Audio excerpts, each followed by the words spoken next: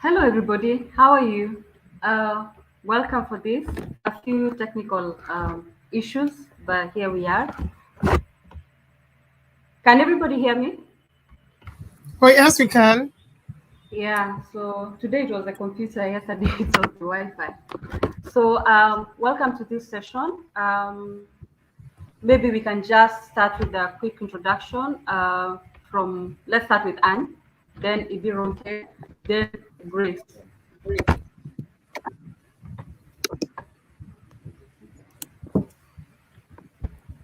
Hi, everyone. My name is Anne Muhoro. I'm from Kenya, and I am an ICT person. My background is ICT, but I have been working with women and girls, empowering them and creating solutions to everyday issues that impact their productivity, impact their participation in the workplace or even in business. So I'm happy to be here.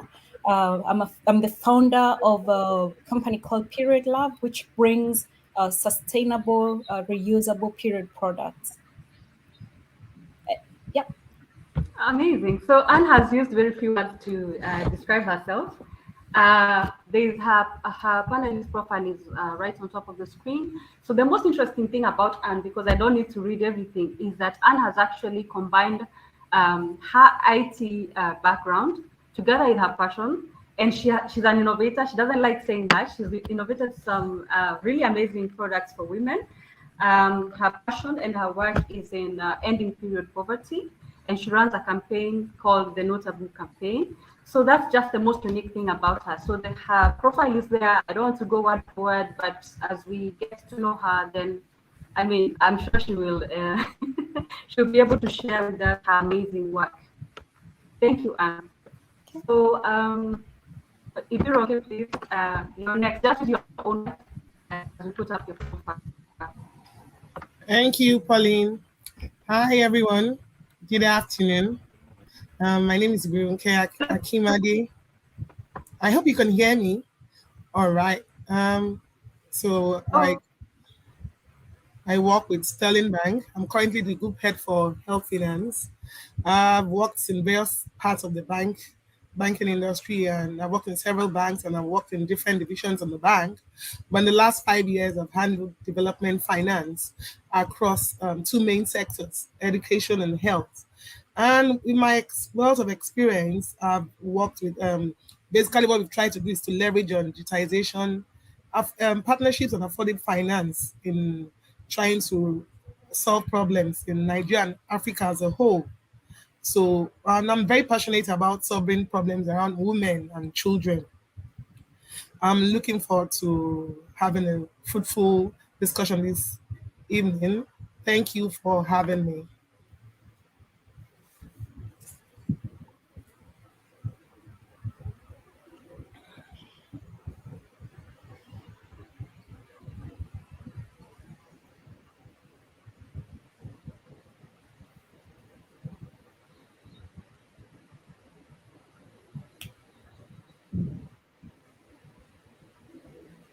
All right, great to meet my fellow panelists, Anne and Ibironke.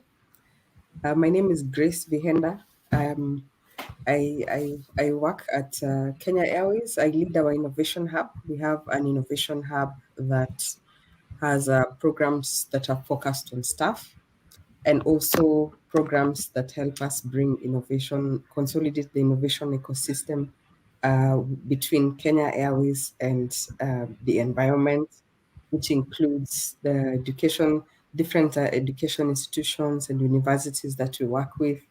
We also work with non-airline kind of partners, non-traditional partners, as you would, as most people call them. And also, I don't know, Pauline, if you're back. Yeah. yes, I am back. I'm back on another computer. Yeah. No problem, sorry. Yeah. So we have these two programs, and in this, both the internal Kenya Airways internal program where I drive the innovation culture within the organization, and we see how do we bring innovation from outside of the organization into KQ. Then we find that there's a very strong women agenda in between. Maybe because I'm a woman.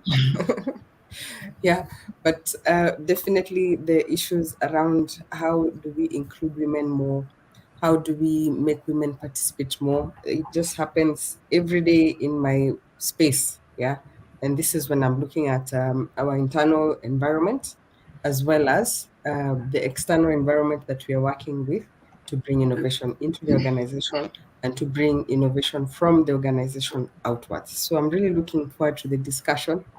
It's dear to my heart. Yeah, and thank you for inviting me, Pauline. You're welcome. You're welcome. So we'll be joined by Diwura. Diwura is the founder of Tech for Dev. She's running a little bit late in this Lagos traffic and she can't connect. And then we also have Maurice. Maurice is the CEO of ABC Health. She'll also be joining us. She had a flight yesterday. She told us about that, so she will join us as we move along. I don't know if Grace, congratulations on your recent add to your portfolio as sustainability head at Kenya Airways. Thank It's you. no small Thank feat. you. Did you mention that? I didn't mention that. You want me to Why? include it? Of course, that is that's another feather to your cap. I mean, you are head of innovation, but now you're head of innovation and sustainability. And this Yes, conversation actually lies heavily on sustainability. I mean, gender equality is a very big pillar big or part. one of the big parts of the SDGs, SDG 5. So please tell us more about what to expect from you in regards to your sustainability role. Thank you. So on the sustainability role, we are really looking to see how to implement ways in which we can make our organization more sustainable in the long term. So we're not just looking at the environmental aspects, but even the economic viability of our organization, which is a big topic. We've been loss making for some time for many different reasons. And so part of being sustainable is actually our economic sustainability.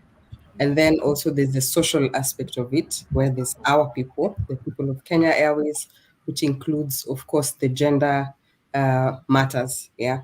So for our organization to be more sustainable, it means that we have to include even the women. We have a strong agenda also around disability inclusion.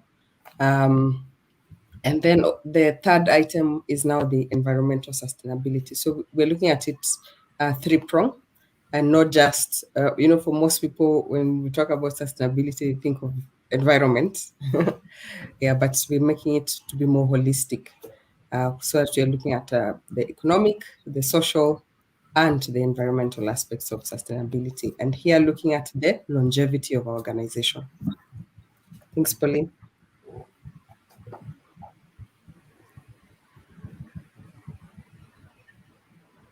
Pauline, I think you're on mute.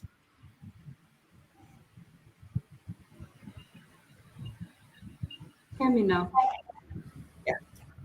Yeah. So welcome once more to everybody. Just a few house rules, of course.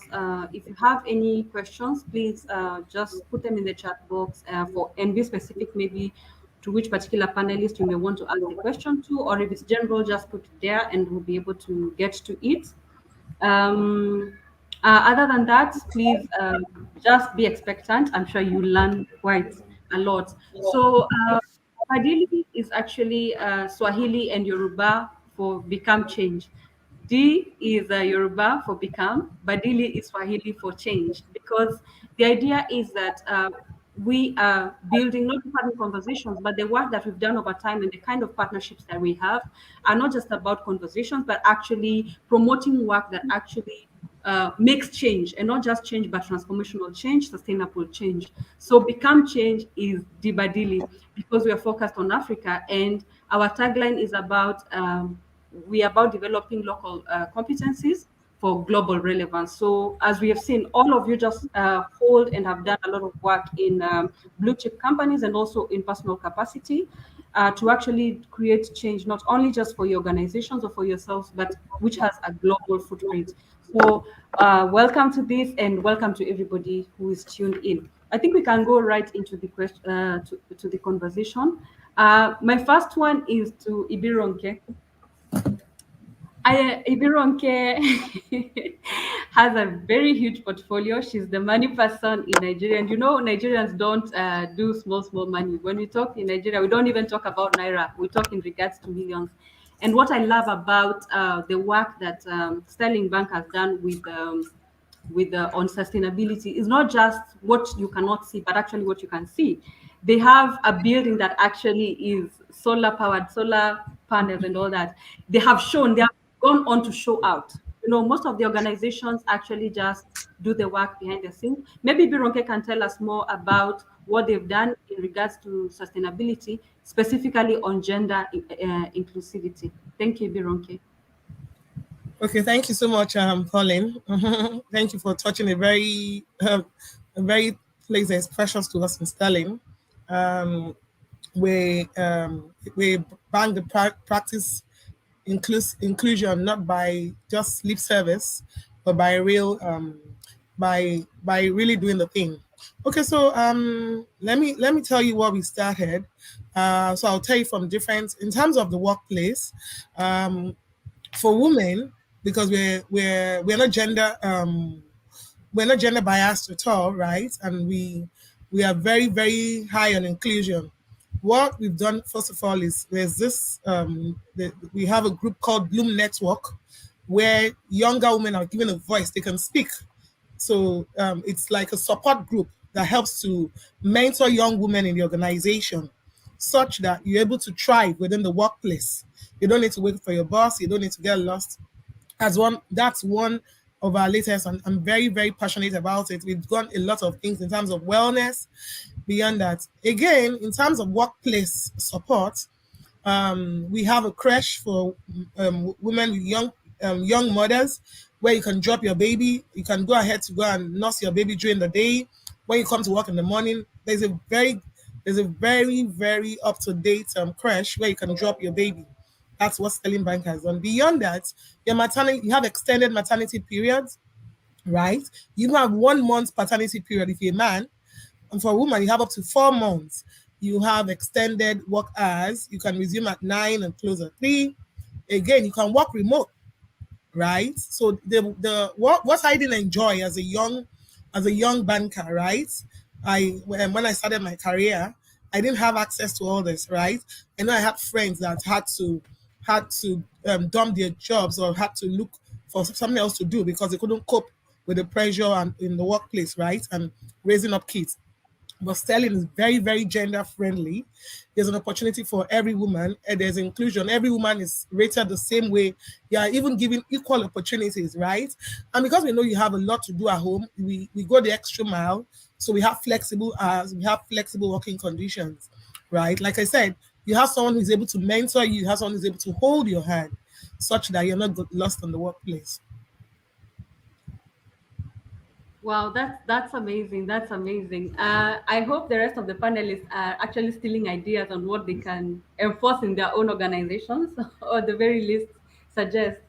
So the next question is for Grace. I know you are the head of innovation, but when you talk about Kenya Airways, people think of this big organization that serves the elite. Because let's face it, Kenya Airways flights are not cheap.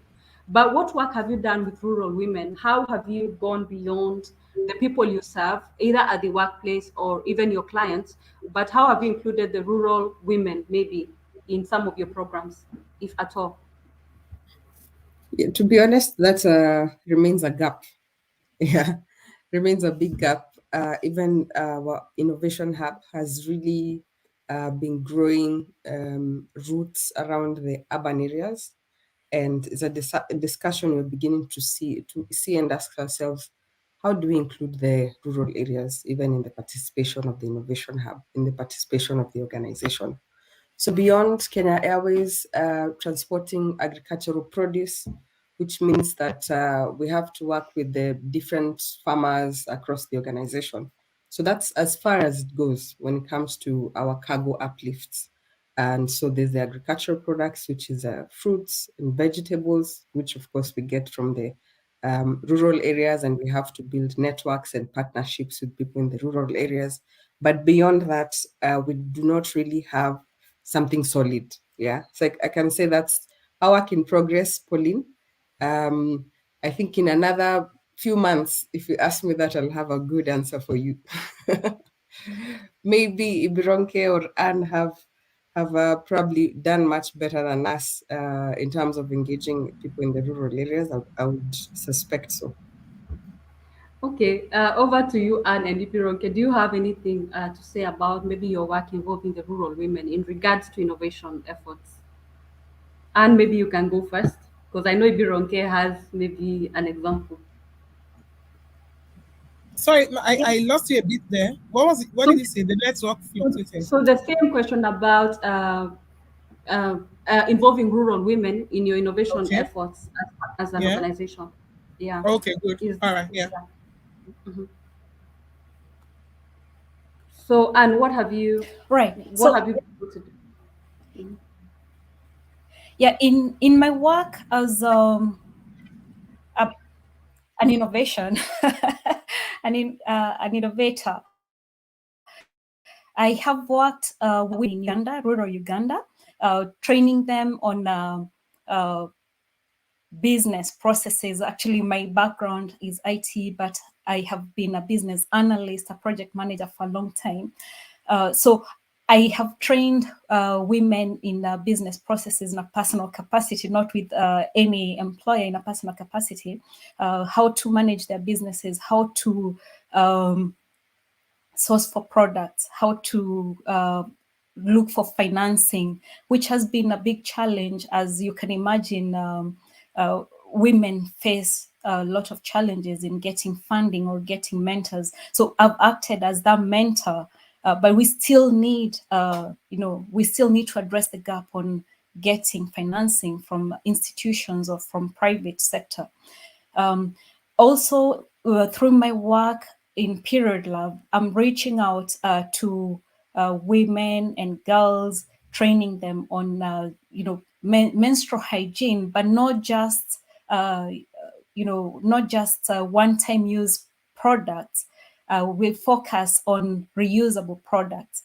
Initially, of course, these are a big cost on industrial-made products. So we have taught them using patterns, different patterns, how to sew your own, but we provide them the special material that makes the pants really reusable for a long time. Our pants serve up to 10 years if they're well used, well taken care of. So we are addressing different aspects of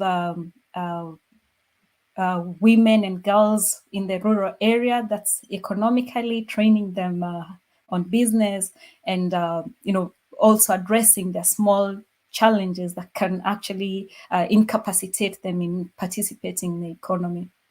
Right. Amazing. Mhm. Mhm. Pauline, can I add something to that? Yes, you can. Yes, you can. Yeah, so as much as we haven't really worked so much with the women in the rural areas, but we've also worked with disadvantaged women in urban areas. Like, for example, we've had quite a number of projects. For example, I don't know if you have flown Kenya Airways, you probably have seen our cabin crew wearing headgear that looks like beads. So those beads are actually, are actually made from our old magazines, our old in-flight magazines that were discarded. So instead of throwing them away, we took them to a women's group that turned that into the beads that you see them wear. So we have that among other programs where we are also wanting to work with still women in the urban areas, but with disabilities. So still seeing how to include them, how to empower them. Yeah, but I am accepting that we need to move a bit further out into the rural areas to empower them as well. Amazing. Amazing, guys. Ibironke, anything to add? Oh yes. Oh, that's brilliant. I was just taking in what she just said, and I'm like, wow, that's brilliant. Because I know I've noticed that the last year when I went to Kenya, and I noticed the beats on the air hostess, so I could relate with what she was saying. That's really nice. Okay, for us, we've done quite a bit, but I think we're not done. Okay, so in terms of the Bloom Network, the one I told you about, the support group for women in the workplace, what we've done is be able to provide sanitary towel for some girls in Lagos. Some young girls are unable to go to school during their period, right? Because they don't have sanitary pads. So as a network, as a as a unit, like I said, the Bloom Network, we're able to provide these ladies with sanitary pads such that it doesn't affect their education.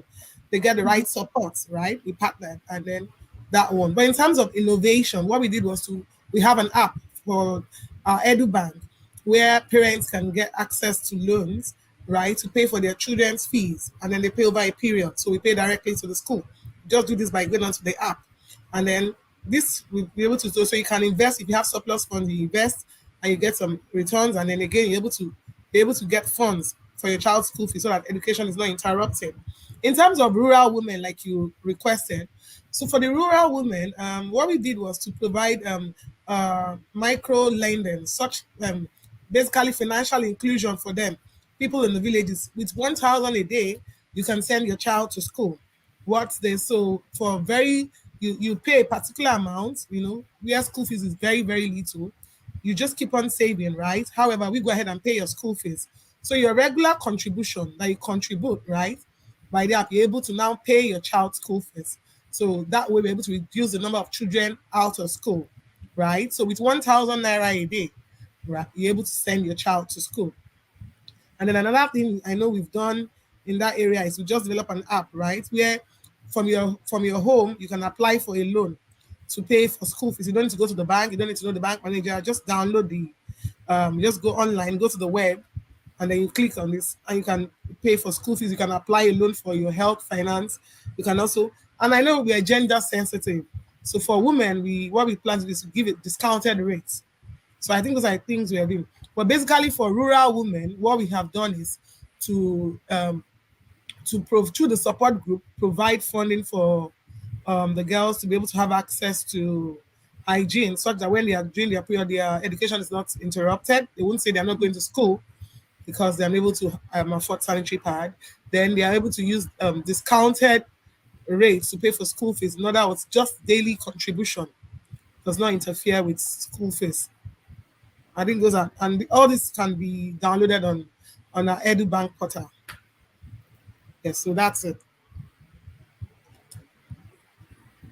We should have had such products in Kenya when we were growing up. Yeah, we really have benefited a lot of people, and I think that's something we can copy in Kenya. Yes, for sure. Diwura, are you there? Hello, Diwura. Hi, can you hear me? Yes, we can hear you. Welcome, but we can't see you. We would like to see you. Yeah, so I'm struggling with internet connectivity. For some strange reason, today happens to be the day everything is happening at the same time. But I'm struggling with internet connectivity for some really strange reason. So I keep getting kicked out. But I was just thinking that if I kept my video off, it could help to preserve bandwidth. But I can just do a quick show of my face, if that would help, and then just keep the video off just for bandwidth conservation. Yeah, on a light note, I know people like Grace and Anne cannot relate with some of these struggles that we have in Nigeria. They truly cannot relate with some of these connectivity issues that we keep suffering. Even when you have even when you have good internet and good Wi-Fi.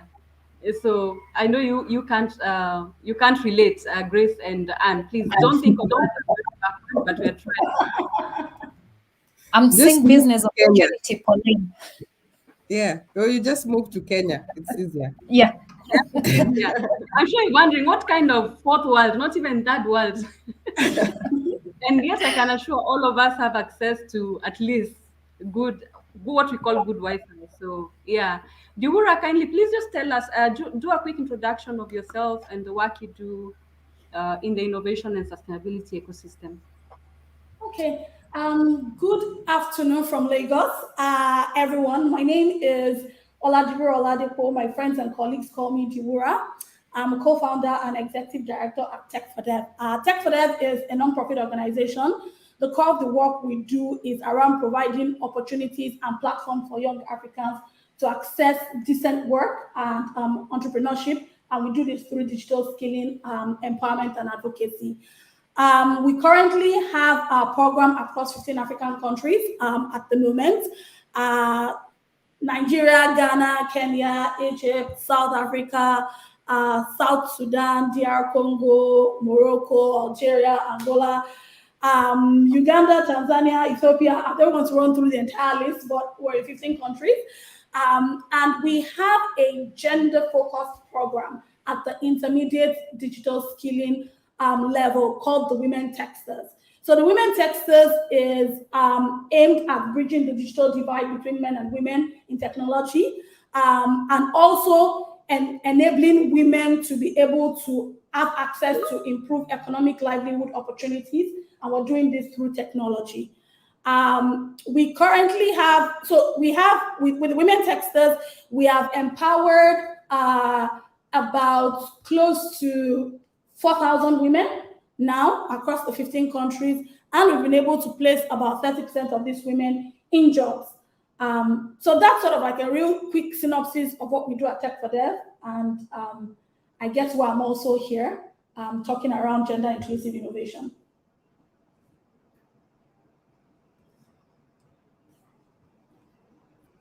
Can everybody hear me? Just checking. Yes, we've heard you loud and clear. So thank you so much, Diwura, for being here. We know you're extremely busy, and congratulations for all your success. We haven't caught up in a minute, and I'm so happy about all the work you're doing across Africa. I think what she didn't also mention is that she had the option of being in the US. She's a Yale graduate, by the way, but she chose to come back to Nigeria and do this work domiciled in Nigeria, but of course across Africa and globally. She's also, tell us about your addition to the Forbes Summit, please. Oh no! So the Forbes Nonprofit Council, it's an invite-only community. I would like to put it that way for nonprofit professionals. They have some certain criteria that they look out for in people that they want to join, the council. And I guess I happen to meet the criteria, is why I'm a council member.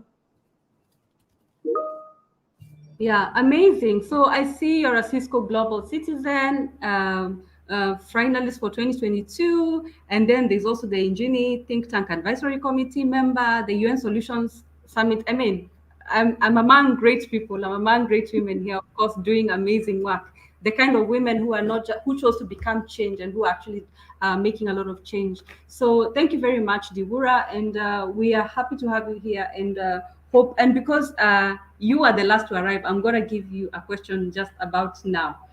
So because you are Tech for Dev, basically, which means Tech for Development, just tell us, how can the innovation ecosystem in Africa ensure that women are represented in the development and deployment of emerging technologies? Please, if you can answer that for us. That is definitely an interesting question, and a question that I always definitely love to pitch in when it comes to that. I would say that how we can have more women being inclusive, right, within the technology ecosystem and driving innovation across Africa are a number of things, and I would just give examples based off of data. We have this program we run called the Tech Girls Drive. The Tech Girls Drive is an advocacy drive that is tailored towards ensuring that we have more girls participate within STEM. And we started the Tech Girls Drive because we were thinking around a catch them young approach. So when we ask women, oh, why were you not interested, or why are you just considering, being in tech right now? Why did you not think of this prior to now? They're like, oh no, it's not something, I thought it was for me when I was younger. If I'd known, I probably would have studied, computer science. And then we thought about self-study. It would be great to do some level of backward integration, to go back to the high schools, right? And actively start to empower the young girls with the right knowledge to know that opportunities exist in STEM for them. And then every time we go into a school, And I'm giving an example now because we've been able to do this across 15 countries. And every time we walk into a school to speak to young girls in high school, and we ask them, are you aware that you can study a course in STEM? They're like, oh yes, it's an option. Maybe about 95% of them say, oh yeah, we know that it's possible for us to be able to do this. Then we ask them, is this something you want to do? And then the 95% drops to about 5%. And then you start to ask yourself, oh, if you know that there's an opportunity for you here, why are you not maximizing that opportunity, right? And then the answers we got literally blew our minds. Number one is that the young girls, and I'm saying this because it's what these young girls see. The young girls are the ones that become women, right? And it's seeing the world through their eyes is how the women now think. It's one, they say that there are like sociocultural like nuances around, whilst you're growing up, your parents telling you like, oh, technology is for the boys, STEM is for the boys, engineering is for the boys, you go study something that is easier. Go study a language course. Even though I don't think a language course is easier, right? You go study a language course or go study accounting, right? But technology is something that is difficult for women to go into. So that already cuts off, the number of people who are actively thinking about becoming women in tech. Number two is that they talk about the place of the role model. They talk about the fact that when they see pictures of people who are championing things within the technology space, they see men, right? And the media is not even helping matters in any way, because just think about the number of technology startup pictures that you see raising funds, and within the picture, the number of women you see there. You probably see a group of 3 guys with their arms crossed together, wearing the shirt of their organization. You barely see women. So for the younger women, they start to think about the fact that this is not a place for me because I do not have representation there. And these are critical issues, that beyond, so moving from the young girls and moving into thinking about how organizations should think, right, is that if we're going to start to sort of have like any level of gender inclusive innovation, women need to be at the heart of that innovation happening.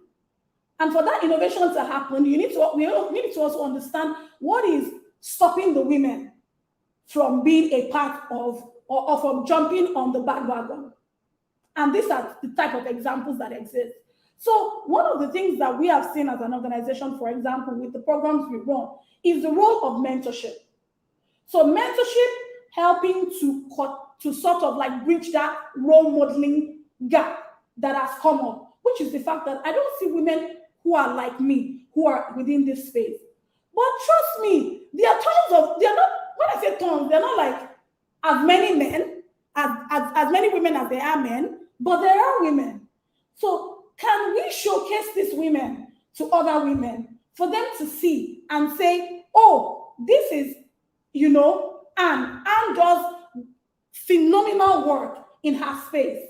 I want to be like Anne, and I can have an opportunity to speak to Anne and glean insights from her in terms of the experience she has for me to be able to do better at what I do.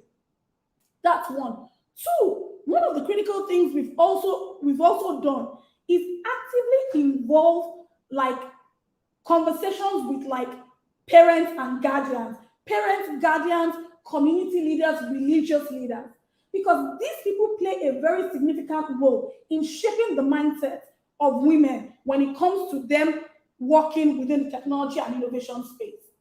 And having those conversations helps them to be able to realize the potential of what these women could become and what type of opportunities are open and available to them if they would consider a career in STEM, as an example. So I would say I'll not take too much of time, because if you leave me, I'm going to be talking till like 5 million years.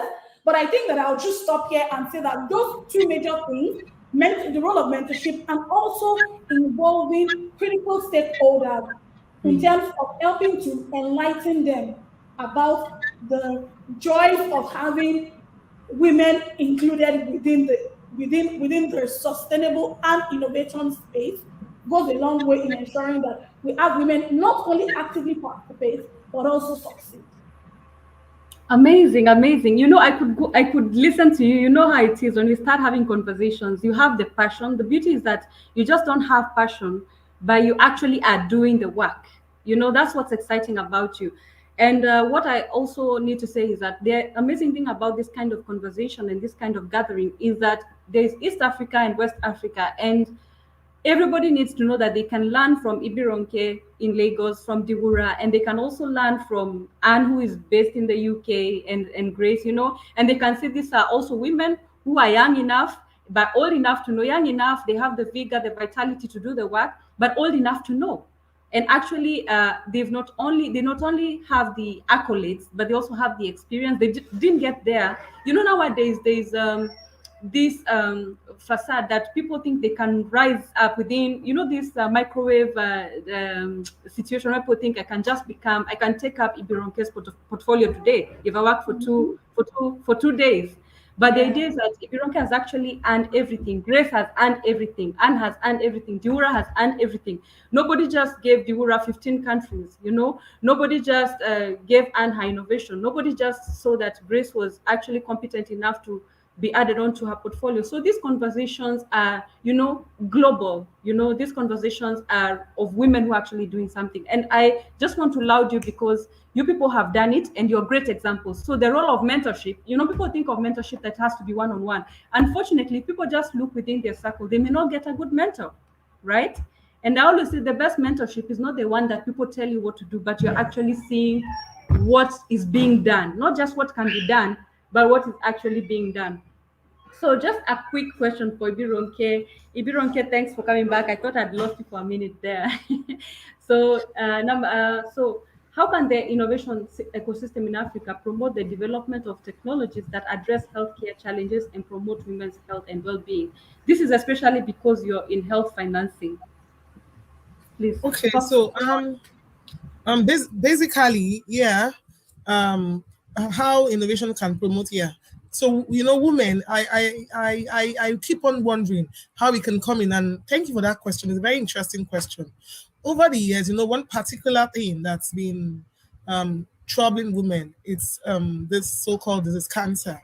I know I've been wondering how we can help as an organization to see how we can make it easier on the women. You know, every day you lose someone, so until you've lost someone so dearly, you see how we can really play a game here. So what we've said is this particular ailment is very, very cost intensive. Families are unable to manage this. So what we've done as a bank is to partner with a group and provide funding. I think we partnered with Roche, right? That's okay. No woman should die because of funding for cancer. How can we do this? If this illness is detected early, would we be able to save more lives? If funding is available, and then, you know, because most times they'll tell you, go and bring 5 million for this. How many people can raise 5 million? But if you're able to put down 5 million and then ask the woman to pay over a period.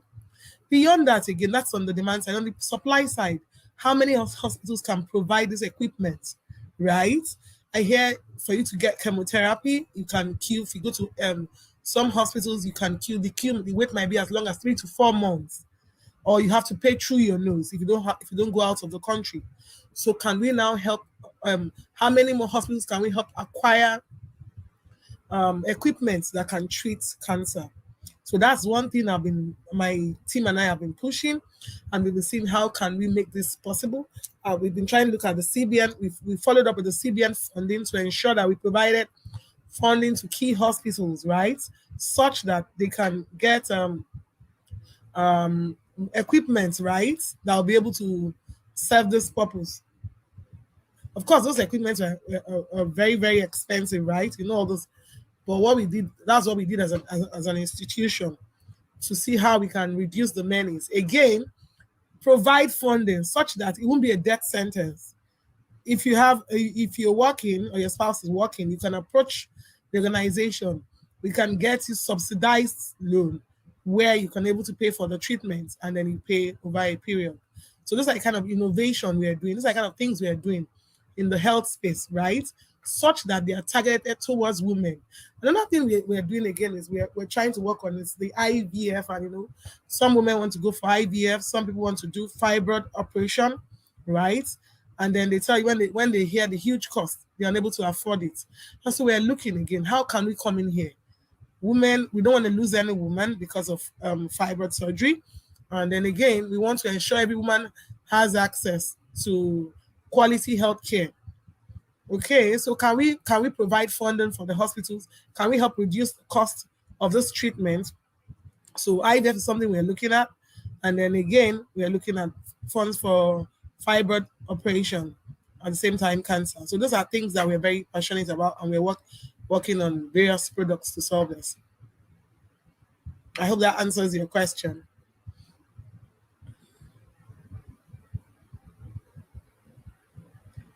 Pauline, are you still there? Hello? Hello? Did you hear me? So I know you come up with part of the work you do is that you come up with a lot of hackathons, and some of it is maybe you've come across some health tech solutions and some fintech solutions that also just add on to the work that Ibironke does. What can you say about that?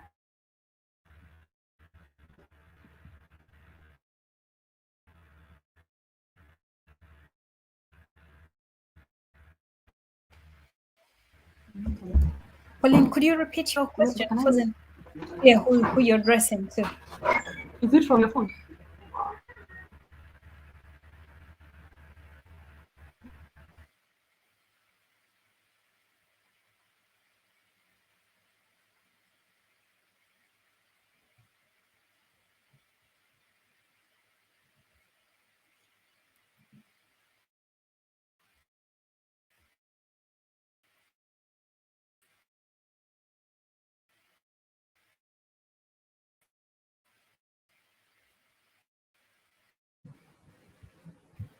Oh, I think Pauline has network issues.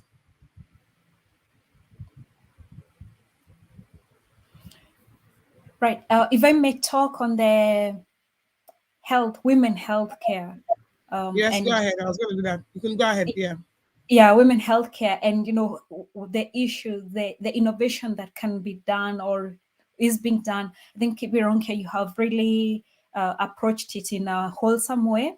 Our aim actually is to make it a notable topic. We're talking about women issues, we're talking about menopause, we're talking about periods, which are early indicators, or it's called actually the sixth sign that the health specialists look for in women, unlike men, where it's it's touch and go. But for women, we have a sixth sign, which is the periods.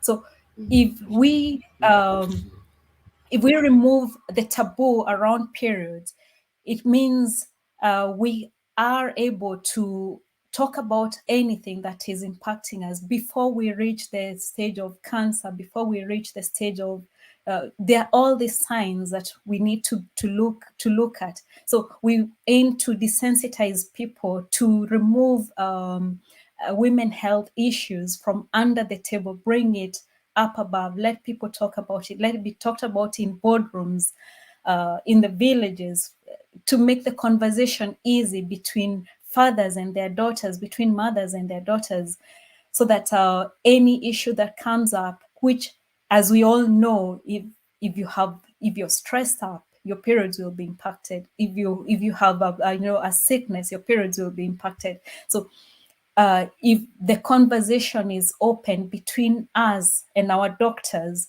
then we are able to catch these issues pretty early. So reaching the point of innovation in tracking our health, that is something that we all need to look at in the future. Maybe that should be my next challenge. Yeah, I would love to take it up. That's well noted, and I think that'll be a very nice one. Oh, Pauline, you're back. All All right, we're just feeding for you. Okay. Thank you so much. Please, the internet. I'm just juggling from two different backups and all that. Sorry about that. So amazing. I caught a bit of that conversation, and I was thinking about there's something that trended recently. One of the senators in Kenya pulled a stunt where she went to the parliamentary sitting and she had stained. She wore all white and she stained her, her white clothes, and it became quite a debacle. Now, I don't know whether she had planned it with other females in parliament, but the people who outed her were actually women. And they outed her in a way that was not really, as Africans, we say they should have covered her up, they should have given her something to cover herself, but it felt like they threw her under the bus. But we're also grateful because we saw something that was really admirable from the Speaker of the House, where he said he actually sent her out of the parliament, but he said, "I'm not sending you out because of a natural occurrence such as menstruation, but I'm only sending you out so that you can go and clean up or cover up." So whether it was staged or not, in collusion with other female members, or she did it by herself. So I don't know what you think about that. Especially, I know the Kenyans already have their opinions, but Ibironke, how would it be looked at in Nigeria if maybe a parliamentary a woman parliamentarian went into parliament or the House of Representatives and she was wearing all white and she soiled her clothes? How do you think that would be taken? Because I know Nigeria is very patriarchal while Kenya is very matriarchal. So how do you think the scenario would have played out in Nigeria? She was trying to talk about period and period poverty and period matters. So how do you think it would have played out in Nigeria? Honestly, I'm still trying to. I really don't know. I'm just trying to imagine in my head. If I hear you right, you're saying if a woman who is in who is in the top position, right, in leadership position, right, when an all white outfit and realizes her outfit is stained, right, and she's about to She make didn't a point. realize. She didn't realize. She actually did it intentionally. She Oh, soiled herself. Like it was staged. ah, that'll be interesting. I'm not sure we're right for that because even it's so bad. I mentioned that that's what we're trying to. Our girls here, right? And I like what somebody was saying about advocacy. When they're in their period, some girls don't want to go to school. You heard that I mentioned that we have to say no. You can't stop going to school. So I'm imagining the lady that will now. Honestly, I won't be able to. I'm not sure I can speak to that. I'm not sure how how did the Kenyan react? Because I'm very particular, so I'm wondering.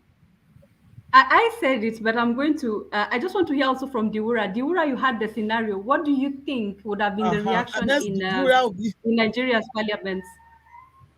No, Diwura? there will definitely be an opera. Definitely be an opera. Things are going to turn topsy turvy.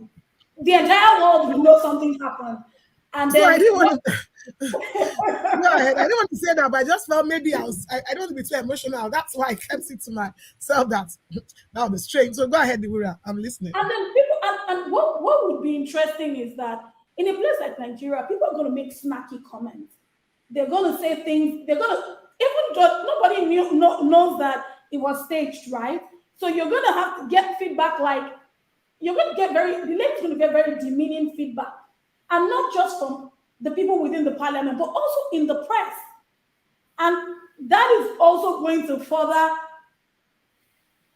make like the other women and even younger girls feel like period is something that they shouldn't be proud of, or something that is more like a disease or something you should keep quiet about or sort of like cover up, and not something that you want to be proud of and sort of like envision as a I don't know if the right word to say is a plaque for your femininity, for lack of better words. Yeah, but if that were to happen in Nigeria, there would definitely be an opera. Wow, quite interesting. We also had very interesting mixed reactions, and maybe I don't know. Maybe that's why the no taboo movement is. I mean, it's just a natural occurrence. Like, where do these people, the babies they want, they demand from women, come from? It's as a result of the reproductive system. And I mean, if there's no seed that has been fertilized, then that means then there'll be menstruation. So I really liked that, and it actually brought a lot of awareness. And funny thing, a lot of sympathizers were actually men, and it forced a conversation among we talk about Kenyans on Twitter. I mean, they are a formidable force, and of course now even social media. The beauty of Kenya, I can say, is that we may be small in number compared to Nigeria, but our voice on social media is so, it has moved the president's decision, it has moved the DCI, it has moved corporates. You know, when we say we don't like what your influencer is doing and we're not going to buy from you, next day the influencer is fired. That's the voice. Grace, can you attest to that as you actively live in Kenya? Absolutely. In fact, the Kenyans on Twitter have made presidents have to fly in to apologize to Kenyans for things. No, it's Yes, actually true. quite a And formidable I'll force. say, yeah, and I always say that Nigeria, with your numbers, I mean, what can you not do? And I always feel that that is something that Nigeria can probably learn from Kenya. I mean, the voice of the people. So people started talking about this thing and said, "Oh, I have sisters. I actually never thought about what they went through in primary school while we were poor, and this happened to them." And this was on national TV. And just to let you know, this was a live session on TV. These things are streamed live, the parliamentary sessions. So it really sparked a great debate, and we've seen quite an amazing thing. There's one influencer who's trying to, she did a period party last year. I think she had 2,000 girls involved, and now she's doubled the number. And that occurrence actually made her have the boldness to go to politicians and say, you know what, you need to onboard the people from your counties. A county is like a state, to come to Nairobi and be able to do this. And the state has supported that period party. There's a lot of corporates that have done that, but I only hope it's sustainable. I just hope it's not because of the, you know, sensationalism that happened this year. So the idea is that private sector has a big role to play. So this question, the next question goes to both Ibironke and Grace, because you're both in the private sector.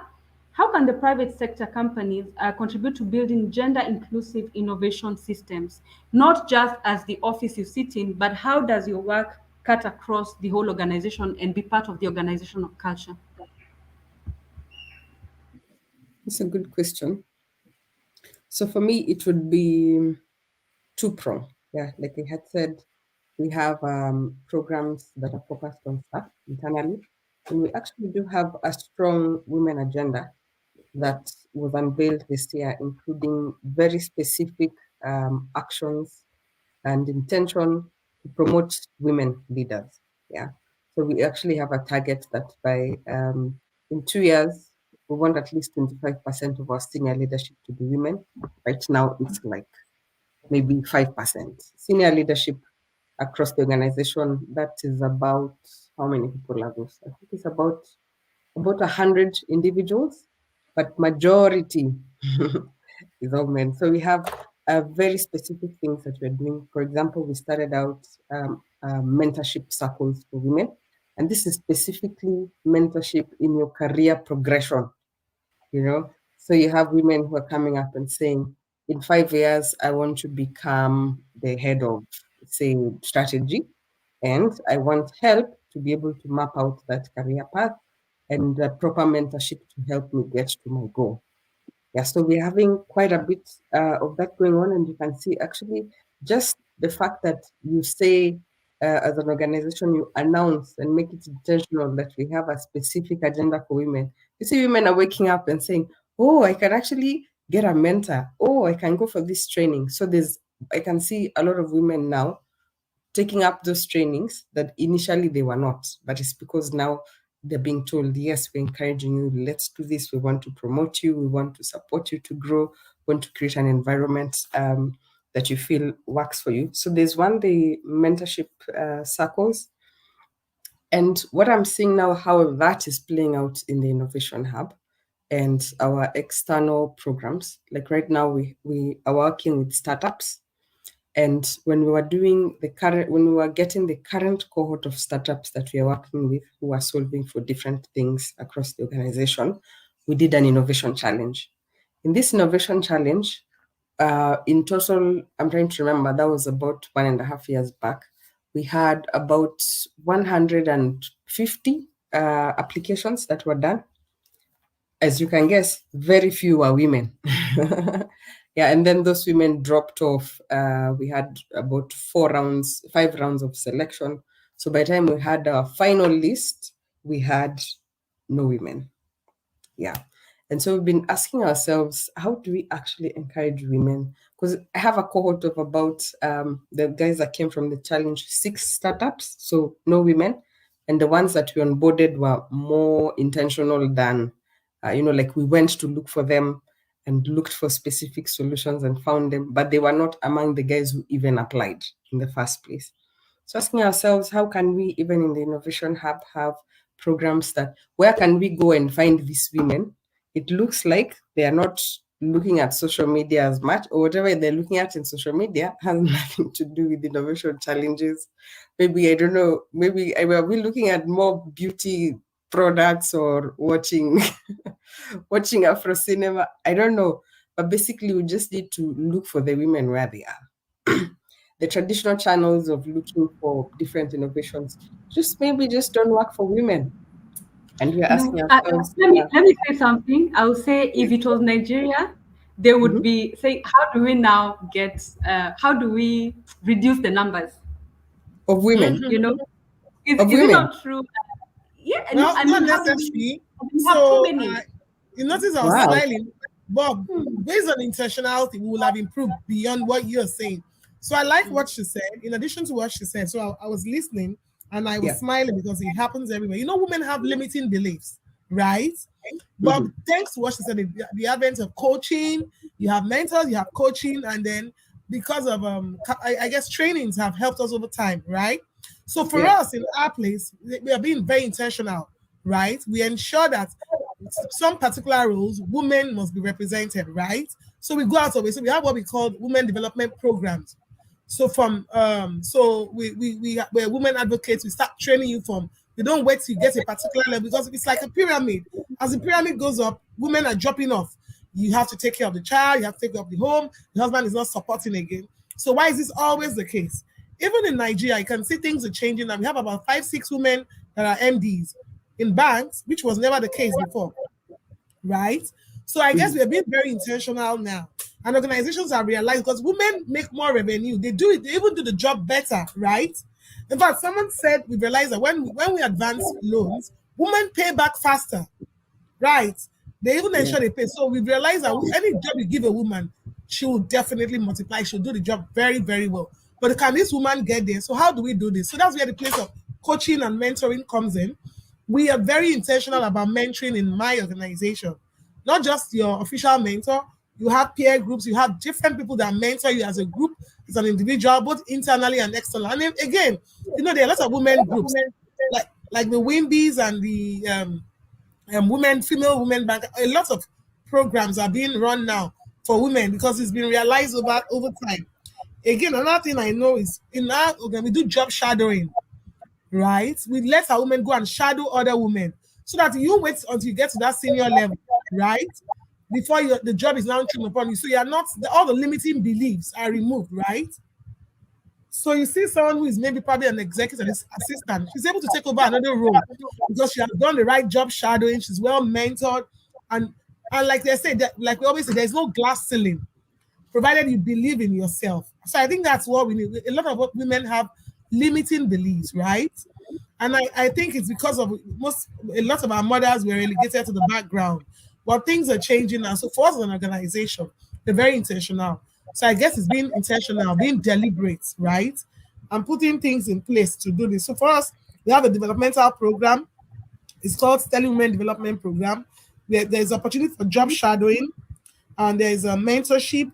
And again, we have succession planning, right? While you're on the job, you already have people that can succeed, and you'll train them. There are lots of developmental programs that we put in place, interventions to prepare you for that role. It's not just thrown on you. Because what Grace said is very, very true. However, I guess because we are intentional about it, we've been able to work on it. And so it's improving gradually. Thank you. Yes, amazing. So great. I think I can help. solve some of your problems. At Become Change, we actually had Hold on, we have a sorry. big database. Sorry, Yes, I was Grace, saying, we can yeah, help there's something solve else I that wanted to problem. add on. We Can you hear me? Yes, I'm saying there's something else I wanted to add on. Oh, sorry. Okay. Yeah, and was just we, like, for example, part of what we wanted to do to address that issue, I was talking about just looking at women-led startups and having them as part of our um, corporate innovation program. Is we actually want to do a specific cohort just for women and see how that cohort performs. And then in that cohort, we will offer them with training and just like Ibironke is saying, the lack of confidence and limiting beliefs. I find that is also, it really helps when you do proper mentorship. So like we can have some specific mentorship programs that are targeted for women in that cohort, and then go all the way into graduating them and their solutions. So that's something, a plan that we have for this year, later on this year. And I am looking forward to really that cohort. I'm sure a lot of good things will come out of it, but it has come to a place where now we have to be that intentional that if the women are not coming, we are going for them wherever they are.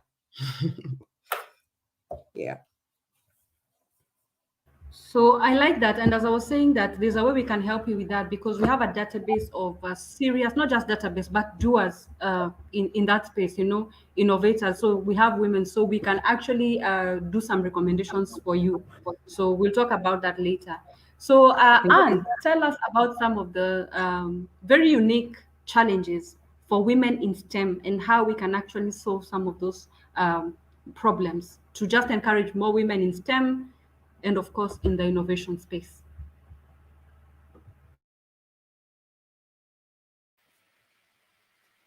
Hey, thanks, Pauline. I think one of the challenges that has been mentioned by Dewarra is getting women to believe, to know that they can actually go for these STEM subjects.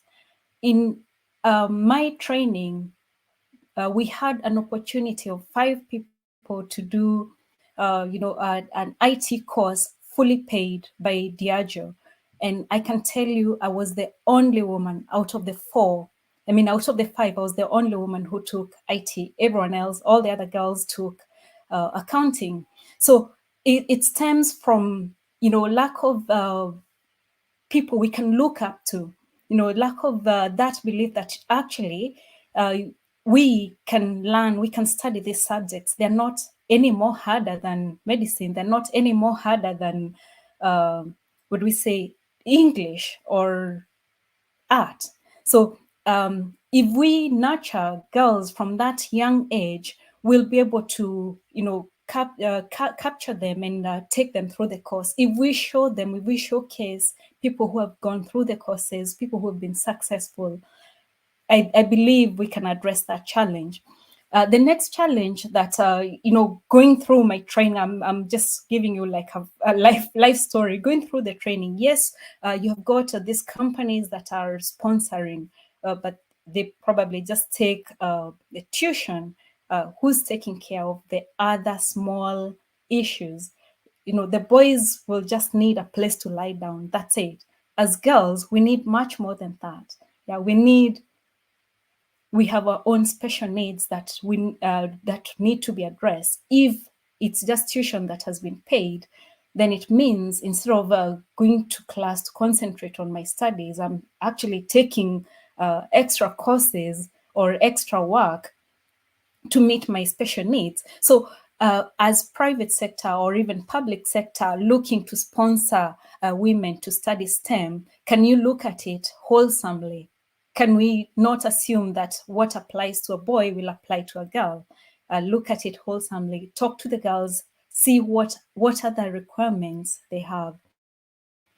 When it comes to work, it's the same. I can tell you in every organization I have worked, I am one of the boys because it's one against maybe 10 boys in the department. So it's always the same story. We study the STEM courses, we study sciences, we study maths. but the workforce, maybe joining the workforce is hard. We don't have the courage. We've not seen anyone else do it, so we don't have someone to look up to. It really helps when you know when there's a light ahead of you. Yeah, it's not just darkness and you have to create the light yourself. We're not all so courageous to do it for ourselves. So can we showcase the trailblazers so that girls know that they can do it? Someone else has done it, so we can also do it. Talk about promotions.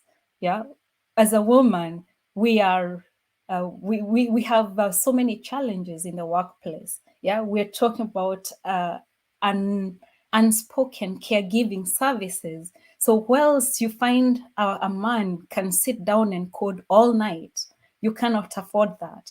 You have maybe your family to look after. You're probably caring for your parents or your children. So these are unspoken challenges that prevent women from giving their 100% at work. So if we are being evaluated on the same scale as men, then we're losing out on women who could actually be great leaders. As Ibironke has said, it's proven that women are great leaders, and they actually end up bringing in more for the organization as leaders.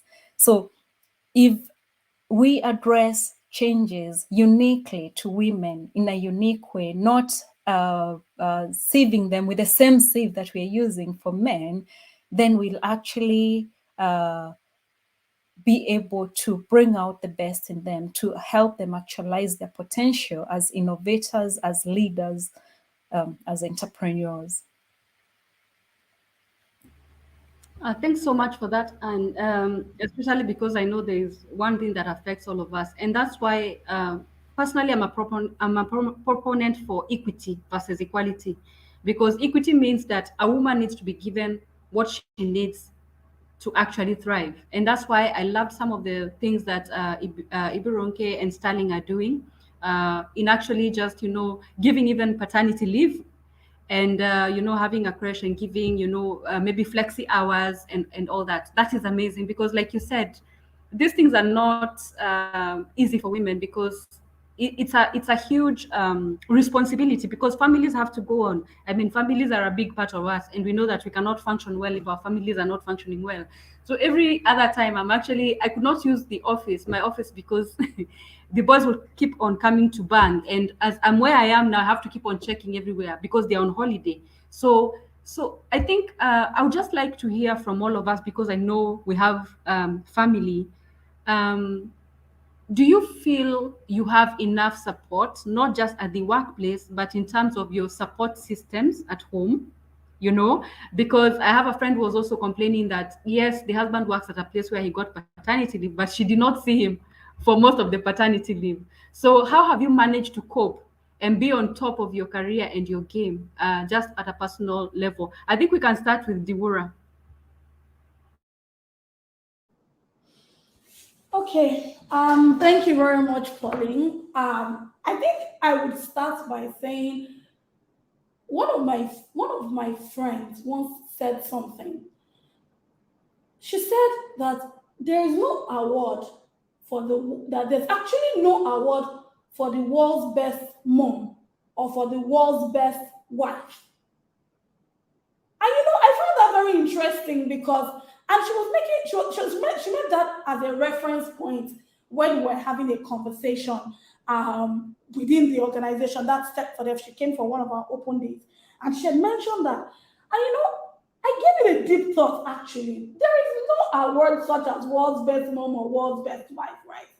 A lot of times, women, we put a lot of pressure on ourselves, right?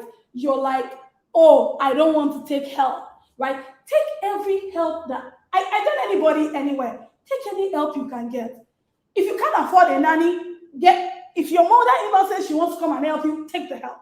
If your mom says she wants to come and help you, take the help. If your niece or cousin says they want to come and spend 4 weeks out of the holiday with you, and you know that person has capability to support you with childcare, take the help. anywhere the help or whatever form or shape that the help comes in, we need to be able to take the help.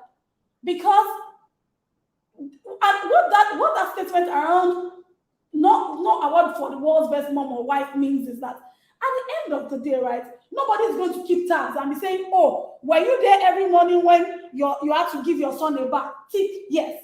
Oh, were you the one that fed him every night before he went to bed? Like, there's nobody keeping that tabs, right? You get to decide those things on your own terms.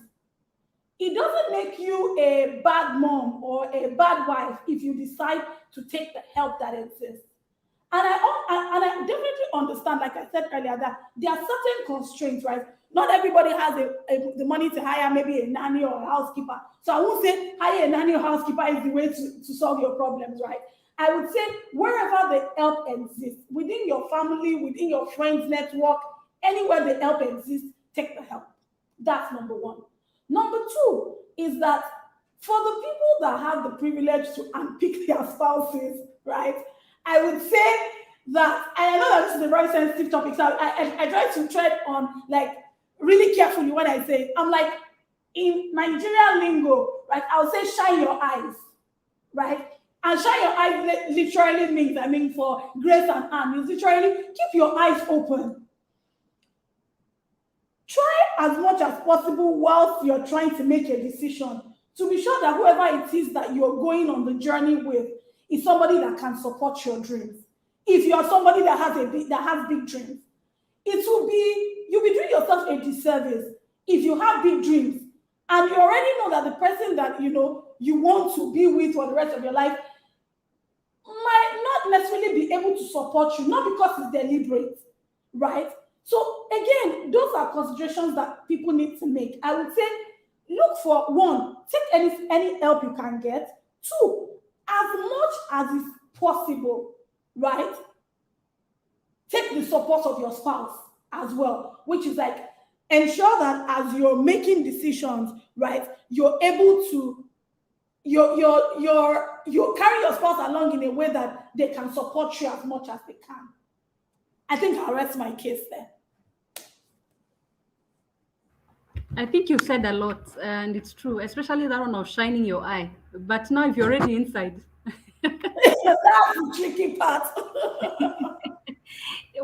Sometimes you could get the indicator that you have the support, then you get inside, and the story is different. So.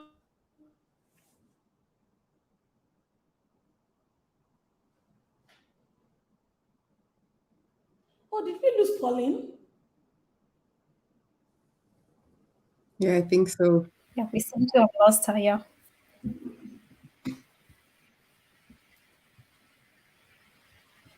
I mean, like this, I might just chime in and maybe and Grace, I mean, if you're okay, anybody else can chime in, because I just think that sometimes these are very sensitive topics. Like Pauline was saying is, what if then you get inside, then what do you do at that point in time? Those are very difficult conversations to have, right? I would just, at most, I personally would tell people, I would just say, as much as you can have the conversations, to the best of your ability. That's what I get to say. I don't know what your thoughts are. Yeah, I think it does help to have people you can talk to and understand their challenges, how they have handled these challenges. Yeah, I can talk about my situation. I'm in a place where nobody is like me. I don't have those aunties and uncles or cousins who will offer to come and help. No. So it's been a big challenge for me here, actually. We have childminders who charge a lot more than you could ever pay in school fees. So Wow. actually, what I did is find my own unique time to work. Yeah, I have always been a night owl, maybe as a coder, learning from my coding days. I've always been a night owl. So it's about managing your time to the T. There's no minute to waste.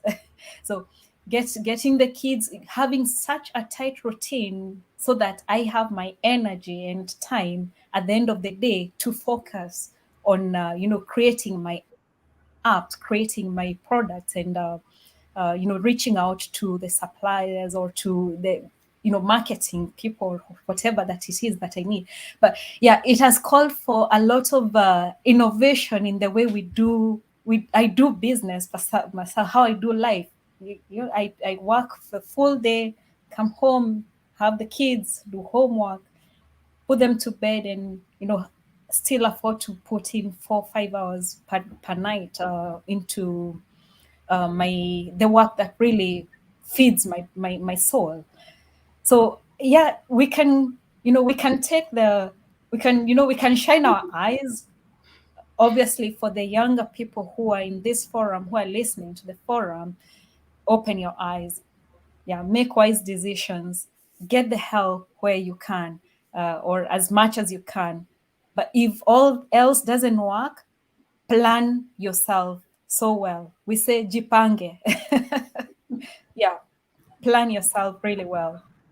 Sorry, I wanted to chip in one more thing, and maybe this is not necessarily a comment, and maybe as Grace and Ibironke also speak, I think that it would be nice to speak to the role of remote work in like supporting women with like the other Okay, responsibilities that they have. so that was where I was going to come in, and thank you for that. You brought it out for me. So the truth of the matter is, everybody needs a support system, right? And I'd like to thank Sterling Bank for this. So for me, I always need a support system. Like I have a nanny. I don't unfortunately I feel you. I understand what you're saying. And when you have to pay an arm and a leg for childcare, I know how it is. It's not so bad in Nigeria, but it's getting the right person. And so I had a nanny that had stayed for like 3 years and she was gonna go. And it was a major problem getting a replacement. But thanks to remote work, flexible work, right? It was only in the evenings I had issues because my son goes for after school care. I had to close early.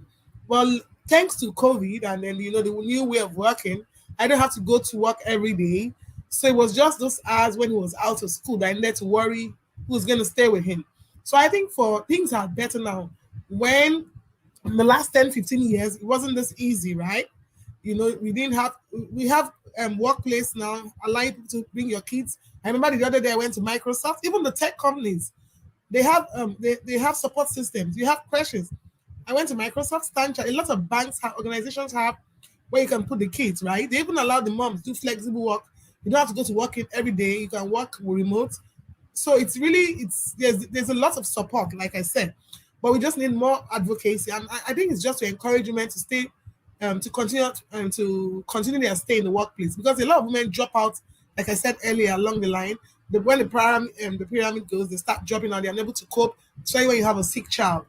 But beyond that, I think everybody needs a support system. You need, like Anne said, you need to plan. You need to sit down, organize, and know what works for you, right? If you have to go the way of childcare, if you have to get a nanny, or you have to get a family member close by, or a friend of ours, you move closer to where you can get help, right? Ensure you live close to where you have family support. You can't do it on your own. Trust me, right? And then getting our spouses involved is very, very key. So like Pauline said, it's not just about giving them a time, they must be involved. And so this is where the discussion comes in. And because unfortunately for us, everybody has to work now. The bills are very, very high. So gone are the days where the man says, stay at home and take care of the child. The man wants you to work. So I'm sure he'll go out of the way to support. So I think it's just about planning and then having a conversation. But honestly, and that's why I work I keep on thanking Sterling. It's a great place to work. The support is enormous, especially for female staff. Yeah, you have flexible work. You can always plan your day. Yeah, that's it. Thank you. I hope I was able to answer your question. I hope I was able to answer the question. Right. Thank you. Yes, you've done very well. Grace, did you say something? Not yet. I was gonna go next. So for me, I really, what's that word Deborah used? Shine your light. Shine your Shine your eye. eye. I really shone them, and I'm so happy I got someone who really supports my career. And I find that he supports not only my career growth, but pushes me to grow, just the way Ibironke was saying. He's the one who pushed me to do my master's. You know, he keeps stretching and saying, you're too comfortable now. Maybe you should work on next level of doing ABCD. So that's really good pressure, which means also he's willing to support the seasons, because there are seasons that you find you're having to work a bit late, maybe to meet some specific targets, or there's some crisis at work that, of course, it means that if you're working late, then he has to come home earlier to support, at least spend time with the children and all that. And he does that willingly. So I find we have some really good understanding throughout the busy seasons and the ones that we are not so busy. And then also I have a really good nanny as well, who has been with me now for about 6 years. So she's really like a mother to my children. And so that really helps even when you're traveling out of the country, you know, your kids are okay, your kids are safe.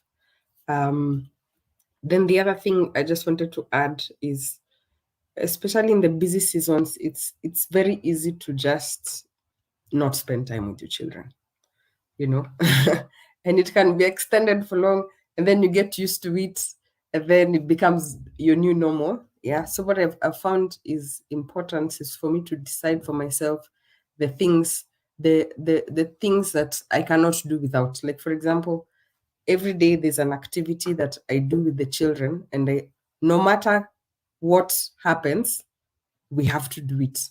You know, just takes about 1 hour, but I give myself enough pressure to say, at the minimum, even in very busy season, this 1 hour that we do this particular activity, I have to make time and do it.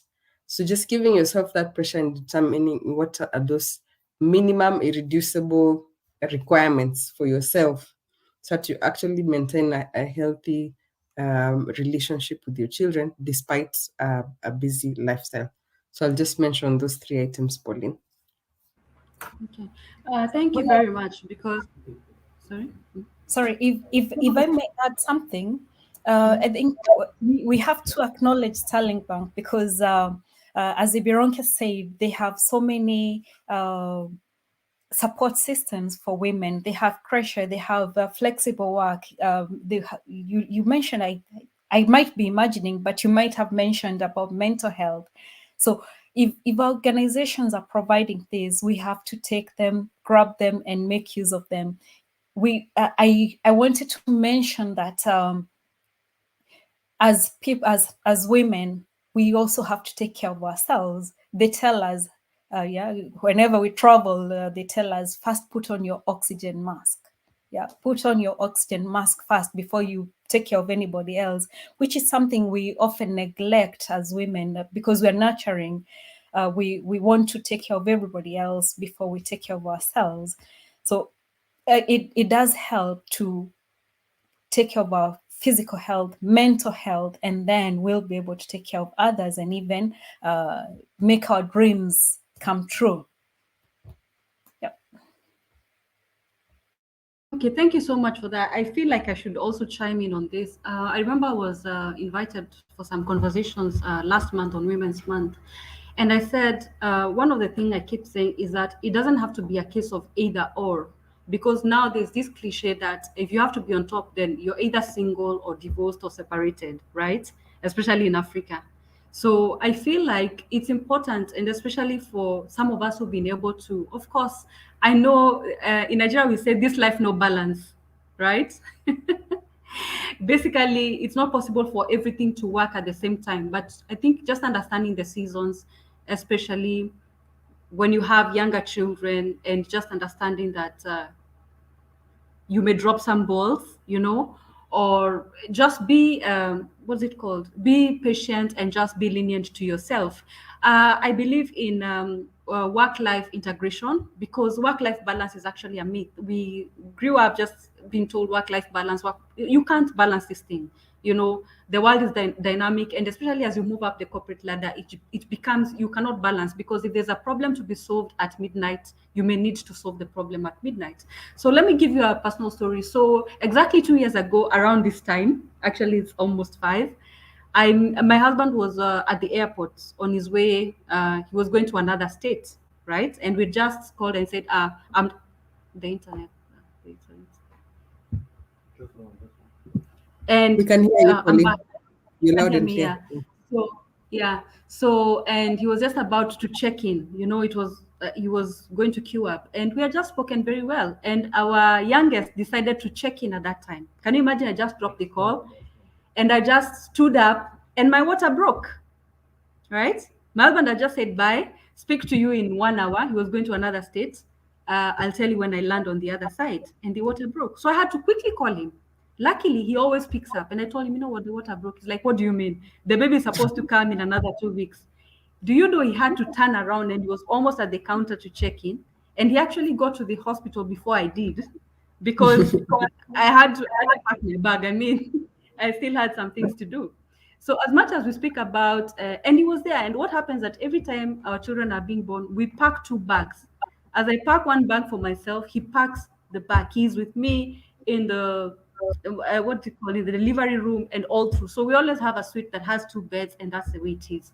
So I feel like it's also important for us to show that there are men that are like that, as strong as they are. I know all of you have met my husband, apart from Anne, and he's a strong man and he's as Nigerian as they come. He's as masculine as they come. But it does not take away from him to be supportive to the extent of being with me through the childbirth process and being there and canceling his work and calling his workplace and saying, I can't go because my wife is in labor.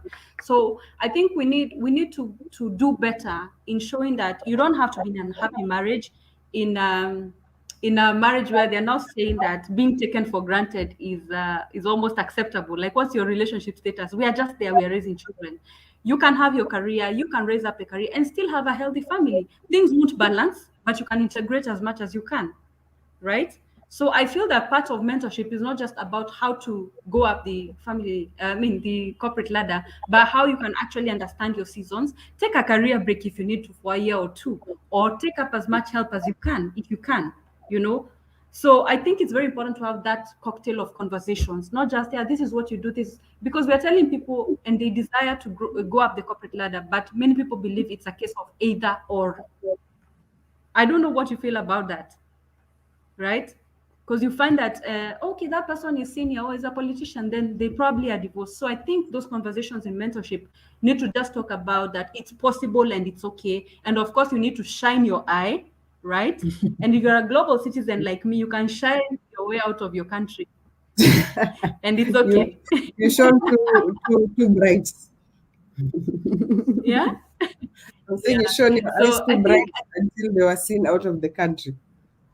yeah, or out of the continent. It doesn't matter because, as you said, there's no point of looking within your village if there's nobody that will help. You know, we don't want, Yeah. they say that too many dreams are killed at the village. It's not just burials that happen at the village, but some of these dreams are killed at the village. And village not being rural, but actually just, if you just look within your small scope.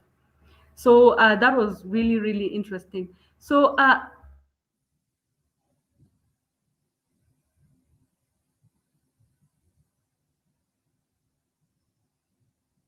Oops, I think we lost Pauline again. the family, many women feel like maybe family sets them back. Just access to financing. I mean, I'm not talking about bank, the traditional financing mechanisms, but what is the corporate sector doing, especially through partnerships? I know Diwura has great partnerships. I won't mention them, but she has great partnerships that have enabled her to do her work. And if you did not have the technical skills to actually build your app, it would have meant that you spent money for it. Where would you have gotten your money? Grace, at KQ, other than just the work that you do at innovation, are you extending finance, and not just finance in terms of monetary, but any other kind of support? I think we can talk about that right now. Where do we start? Just anybody can start. Ibironke, maybe let's start with you in terms of finance. So, Pauline, when you say finance, finance is broad. What do you mean by finance? Can you take that again? Yeah, so as a private sector company, how are you helping the issue of women access to finance, not just as a bank, right? Not the traditional way that, Sterling Bank gives easy loans, but are there other innovative ways of access to finance or other resources for women? Oh yeah, sure. Oh, okay. So beyond capacity building, so what we do a lot is training on finance, beyond provide funding. So what we do, so like during the International Women's Day was to try and see how we could train female entrepreneurs, right, across the top sectors on how they could access finance, access funding, right? And what we try to do is by letting them know you don't even have to go to a bank. You could do through crowdfunding, right? You could get family and friends, right? Raise funds through crowdfunding and see how you can raise funds, no matter how little, and start that project. Not every project requires loan to start because you have to really try your hand so that you don't burn your fingers. So we what we do basically is to train and see how we can improve the knowledge across key sectors, like I said. And then again, another thing we do is we have a product, even beyond the bank. I try as much as possible to talk to young women and young women I mentor and have friends, have group, have something like have an investment club, right? Where 5, 6 women can gather together to buy something. You can buy land, you can invest, right? You can go as much as doing monthly contribution. I don't know, I did that years ago and I just started working with my friends, right? Where we all contribute a particular amount of money. You take this so that we're able to have access to bulk funds, right? There are lots of cooperatives there you can join. There are lots of investment club. There are lots of you can start investment opportunities, right? Don't just as a woman, you should be intentional about investments. I like I learned something that women, we know how, because of our nature, we're kind of fruitful. Whatever we put our hands in, it doubles up normally, right?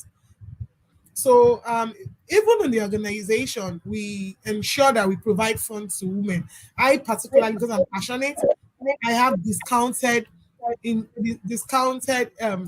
pricing for women, right? I ensure. Oh, okay. So again, so when I see opportunity, I say, oh, I think that looks like a good investment. That looks like a good opportunity, right? So you see us doing a lot of advisory services, right? So you can use hire purchase. You can buy something and pay over a period. So you can go to that company. Okay, you know what? Can we have flex? Do you have after sales service? Can I pay a premium and pay for this equipment over a period? And so those are various ways you can have access to finance. You don't have to go the traditional way of borrowing, right? You can pay over a period. You can gather as a group. You can raise funds through your group, your alumni, your secondary school mates. There are various ways you can raise. And again, there's something called venture capital. You have angel funds. There are lots of ways we can raise money, to be honest. It's just about having the right, like I say, look for a problem, solve a problem, and be rest assured funding will come out. As long as you are rendering value, as long as you are providing value, funding will not be a problem. As long as you are solving a problem, funding will not be a problem. The problem, funding becomes a problem when value is not created, when you're not able to solve a problem. But if you're able to solve a problem, you'll be rest assured finance will not be a challenge. I think I'll allow others to speak to that effect too. Thank you. Yep. Correct.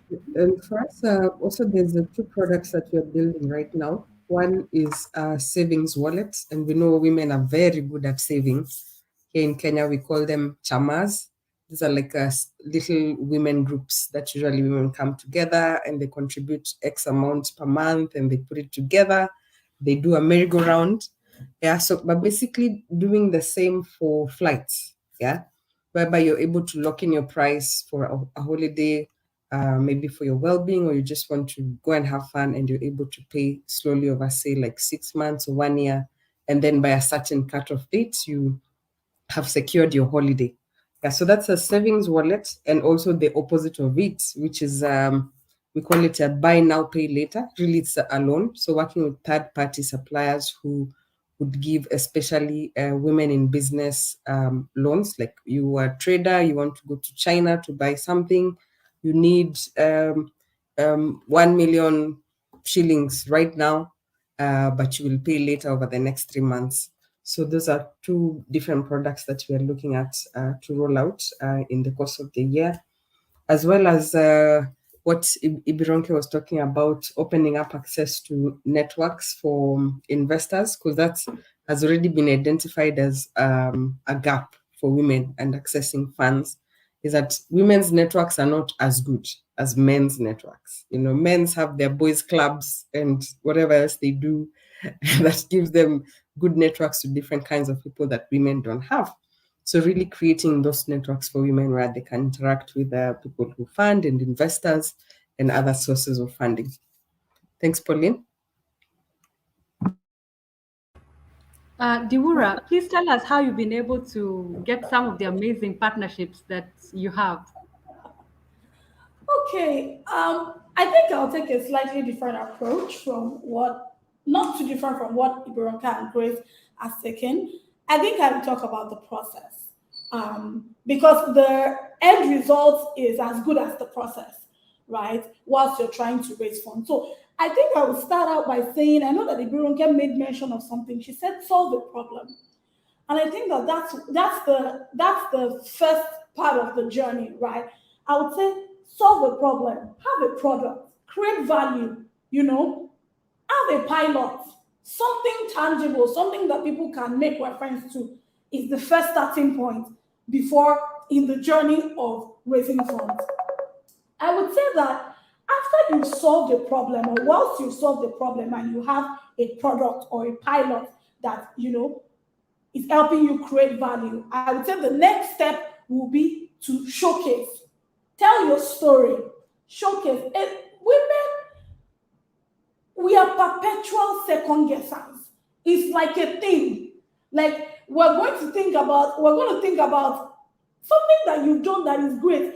A guy has not even done a quarter of the great thing you've done. They are all over social media, on LinkedIn, everywhere, saying they've done X, Y, they've done this, they are about to take over the world and the continent. But women, we're going to think about it like 5 billion times. Is it good enough? What will people think about it? Somebody else done something like this before. I would say it is showcasing what you've done is as important as you doing it. Because if you don't showcase, if you don't tell your story, if you don't show people or show the world what you've got, nobody's going to know. And people not knowing is also so at the point when you're then trying to raise funds, then people are asking you questions. Oh, what have you really done? Oh, where is your product being used? Who are the customers? But if you add reference points where you are told you don't spend a lot of money, there's LinkedIn, there's Instagram, there's Facebook, there's social media, which is the magic of technology that allows people who are not within even your space, people that are not within the same networks as you have, right, are able to get a glimpse of what it is that you have to offer. Because at the point where you want to raise funds or any form of financing, the questions people are going to be asking you, tied to the first two things I've said, have you solved a problem? Have you created value? Do you have a product? And then, who knows about the product it is that you have? Who are the people using it? Who can validate that this product exists? Case in point is that for a lot of people who are familiar with like the VC, that's the venture capital, and the PE, private equity space, before anybody gives you any money, any capital, they are going to go find people who know you. And they're going to ask them questions and say, oh, can you vouch for this person? Can you ascertain this person is not lying that they said, oh, they have 50,000 customers? They're going to be asking people a lot of questions. And if you've not shared what you have, then there's nobody that is available to validate that information. They might be able to attest to your character as a person, but they might not be able to attest to the quality of what you have to offer. And I think that, I think I'll just stop there, not to overtalk, right? I would say that solve a problem, tell your story, then look for the funding. And in looking for the funding, it will be joining the right communities, joining the right groups. I'm not against women groups. Women groups are great. But I don't know who just mentioned now that the men have their cliques and their clubs. If it were me, I would find my way there. like the ones that are not male exclusive, that have a little bit of women there, I will find my way there. Because if that's where the funds are, I want to be in the center of that. But that still doesn't change the fact that there are women-focused funds that are available to just women that we can access. And I will rest my case there. Thank you. I really love what you said, Diura. I really love what you said, because I find that, like you said, we second guess ourselves a lot, and you sometimes feel, I don't know if any of us has suffered also imposter syndrome. You feel like, am I bragging? Am I too much? Is this even unique? You know, those kind of questions. I'm sure all of us, if you're where you are, you have asked yourself those questions. And the most important thing I think Diura has said is that it's not about who you know, it's about who knows you when it comes to financing. It's about who actually knows you, because I keep saying there's no shortage of finance in this world. Like, there's so much money. I remember a time when I was doing grant management and I had to keep on returning money because I could not bring myself to just giving it for the sake of giving, and it really made me so sad. The same thing, just touching on what Grace said. How many people even know that there's an innovation hub at Kenya Airways? Or maybe they feel it's too much, like, am I good enough to get into that innovation hub? So I feel like we need to be more advocates as women for other women, that when you know something, make sure another 10 or 100 women know, or 1,000, depending on your network. You get? They say each one reach one, but I think we're at a place where we can say each one reach 1,000 every other day, not just in your lifetime. So because we know where some of these things are, unfortunately, like for me, I found that I may know where the funds are, but getting people to actually level up to get access to that kind of money is also a problem. Like we've kept on discussing, there's too many hindrances to it. So I feel like we need to be more advocates for women, and maybe sometimes it does some work of validating someone that your product is actually good enough at this point in time to access this or that other opportunity, right? Or even just having more men become champions for women, because we're talking about gender equality. If the men are the gatekeepers for these funds, then let them be champions for women. Like, women, come and get this. As Ibi Ronke, you're a gatekeeper for health financing. Ask around other women in financing, who else can be part of my pool, that if I'm looking for someone. Grace, you had a problem of people actually joining your programs. Ask us, do you know anybody that fits this program? Share it out. This is the opportunity that I have as a gatekeeper. Do you know people that can fit this bill to join the Innovation Hub? And the same thing for you. And Diura too. Diura should be able to say, oh, we have partners, but you need to level up to this kind of level for you to actually be looked at by our partners. How are you sharing your opportunities with other people? Because unfortunately, I keep saying the sky is too large for all of us, and the water, but I know that there are people who have actually been shown where there's an African saying we say in my language that you don't show everyone where you get your water from, because some people may poison it. How do we get over those kind of fears that if I show people, they won't necessarily, or how do you use your EQ to actually know to what extent to share what you need to share? Because we need to share. There's no point of money being returned back to the funder. It's really sad. There's no shortage of funding at all. But like you said, it's about capacity development and actually making sure that people are ready, because you also don't want to embarrass yourself when you take half-baked people to actually, to some of your networks.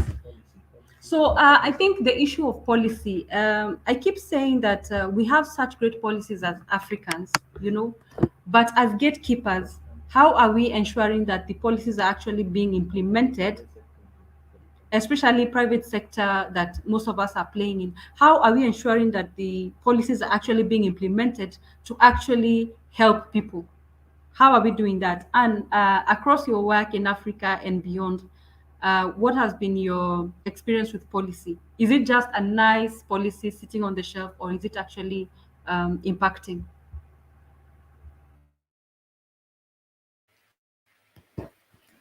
Thanks, Pauline. So I'm not an expert on policy, but I can tell you for sure we have had policies that sit on the shelf, nobody addressing them because nobody is feeling the pinch of the policies not being applied right. In my work through the No More Taboo campaign, we have, in a span of 3 years, managed to change the menstrual hygiene campaign or policies here in Jersey. It's a really small island, but this is where you bring all your money. So I would say it's small, but not small. So we did not have any policy that took care of women when they are, on their periods, when they have so much pain. You have to stay home for 3-4 days. We didn't have a policy taking care of women when they're going through heat flashes because you're going through menopause. But through our raising our voices as a small group of women, we've said we need these issues addressed. We need these issues addressed and being on their faces all the time. So we were successful in getting government to listen to us and also start providing period products for girls. So actually, initially we had period products for girls, and now we have the products in every public toilet, in the library. So it's a very small group of people working, but we can actually make a change. So I would say it's picking a topic that you want to deal with in a policy. Is it about education? Is it about having more girls funded to do STEM subjects? Whatever it is that we pick that is addressing our issues as women, as girls, and whatever keeps us from participating in the economy, if we pick it and follow it, to the end, is if about providing funding, we can actually make a change, however small we may be, because we know we are impacting not just ourselves and our daughters, but a whole workforce that Pauline said could provide over 3 billion USD in the economy if our issues are addressed. So we can actually make policy changes if we are persistent.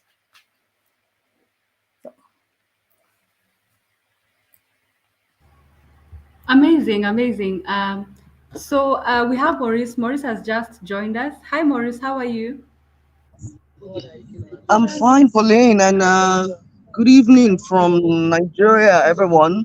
Apologies that I joined quite late, but I really was enjoying what I was hearing. So I'm very pleased to be here. Do you have particular questions for me or perspectives that you want me to address?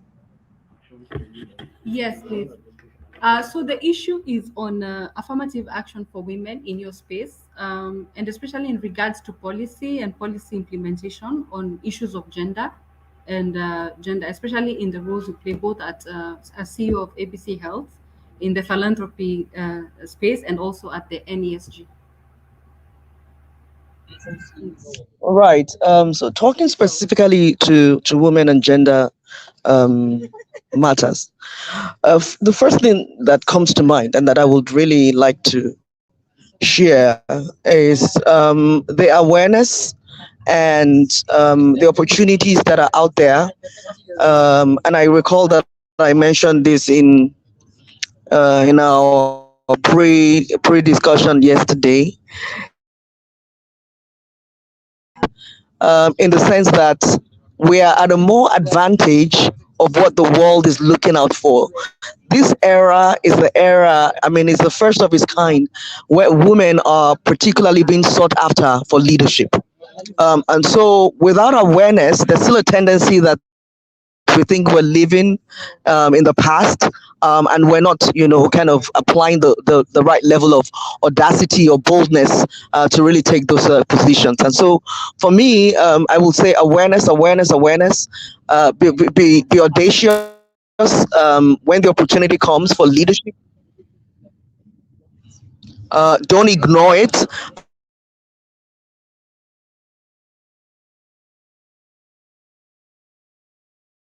I don't think it's for the bigger boys.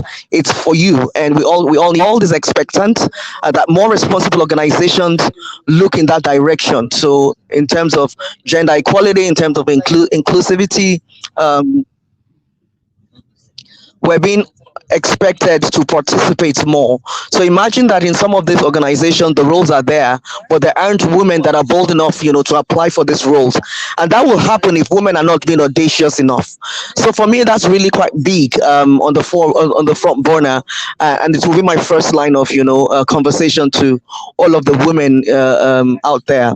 The second one in the health space really is just to realize and to advocate for priority and not necessarily equality. Again, as we know, the biological composition of women is really quite different from men. There's no doubt about it, but it doesn't seem that women themselves are voicing out enough for that realization and for the world to understand that. I mean, the previous speaker spoke about period poverty. It's we hardly it's a taboo in most places in Africa to talk about these things. But these are realities. These are things that women go through on a monthly basis. So again, I do really think that we ourselves need to be more vocal. We need to be more engaging. We need to call a spade, and so that the other genders can actually really understand what our issues are and be part of solving the problem for us. Because the problem shared really is the problem half solved. But when amongst women themselves, we're not really even free enough to talk about it. Women don't even discuss these things amongst women, not to talk about where men are. So I think we should realize what we're missing out on, what we're losing by not really engaging on some of these topics, and really just try harder to talk about them. It really just falls into the health space as well, for involvement, for engagement, and for also role taking. Women should learn to appreciate one another, know what our strengths are. I mean, talk about gynecology space, for instance. So we'll have more men there than women. You begin to wonder, is it possible for a gender that can never experience what a woman experiences to be able to thrive more than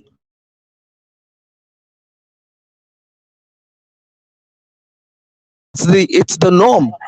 And so I think we need to take more ownership. We need to be more audacious. We need to be more inclusive ourselves. We need to trust one another more to recommend one another for those kind of roles and results. I'll leave it there for now. Over. You actually said it, that we can't create awareness without being vocal, right? So I think, like you said, I think we just need to be each other's support system and actually affirm each other and tell each other that maybe this is not too much. It's okay. You can say this, or you can do this, or you can talk about this. And actually, taboo is what we create taboo. We are the ones who have created things to be taboo in our minds. Nothing really is taboo in this world. It just depends on how you articulate what you're saying. There's no topic that is too difficult. It's the how you actually discuss it. I didn't realize just how much time has gone by, and I feel like we probably need to, just be winding up on this. And I think at this point, we can just do maybe a 1 minute or 2 minutes max, so that we can just close. Close. Yeah. Yeah. So what are you looking forward to see in Africa, especially in regards to this conversation? Because actually I've just seen it's quite very simple. We just need to start basically even just at the home front and with each other, just affirming each other and putting ourselves out there. So let me start with Anne. 2 minutes, just wind up everything. Your closing remarks. Yeah, right. So yeah, so what has come up for me in the whole conversation is a lot of mentorship and providing connectivity for women to thrive in innovation, for women to thrive in STEM. And I think this is a good start if we keep the conversation going and actually action on the issues, the things that have come up. So a lot of mentorship for me. Okay, thank you. Grace? All right, thanks, Pauline, for the opportunity to participate in the discussion. It's actually been quite insightful, and also I have new friends. Yeah, but the only thing that I think we didn't have enough time to talk about is the agenda, the women agenda, and in women inclusion. We need male allies that drive that conversation as well. So I think that's really important, even if you're doing it within the organization. You need to have the male voices that are speaking for women. Yeah, the male voices that are supporting women alongside the female voices that are advocating for women. So I think that's really important, even as we continue to create more space for women at the table, and as we continue to even create tables where women can sit. Let's just remember that we need those allies who are men that will help us to reinforce that narrative. Thank you. Deborah. Okay, thank you very much, Pauline, and thanks to everyone. I learned so much today. I would say last words from me. Just recapping everything that I've heard today and I sort of like engaged on. It's pretty much two words, which is as women leaning. Like I just thought about it again as I heard everybody speak today. Is that there are actually no problems unique to anybody. Like there are no women in quote problems that are unique to Diwura or Ibironke or Pauline or Anne or Grace. Like, there's nothing that and you're going through that someone else hasn't essentially gone through before, and that you can sort of like get feedback on or get advice rather on in terms of helping you to grow. So I would say let's lean in as women. Let's be each other's support system. Let's speak up. For in speaking up, we would find the help that we need.